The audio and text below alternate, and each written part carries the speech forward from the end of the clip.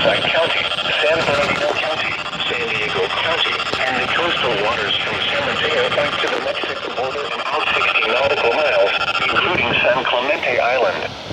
A test signal was broadcast to test the public warning system.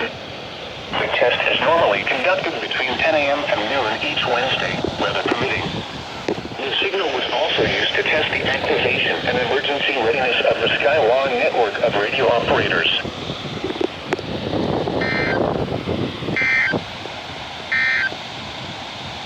Well, you just got back in time.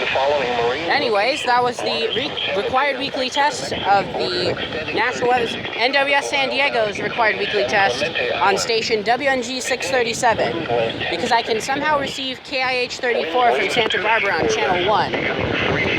Yeah. So let's see if maybe we can try and catch a LOX RWT. Yeah, it's perfect activation, I think.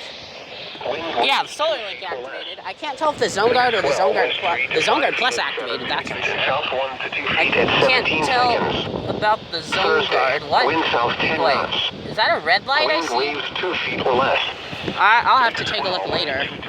Anyways, let's see if we can try and catch an LOX RWT. Quick announcement. So far, from what it looks like, the Zone Guard activated for an unrecognized message, and I'm trying to receive LOX's weekly test off of the Sangean CL-100, which for some reason did not activate for the SGX test.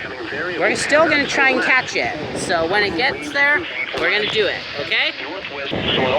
From what it looks like so far, LOX has not tested yet. The test is already expired, so I might need to make a separate video for the LOX test, so I'll check their Twitter page and I'll be right back when I start another video.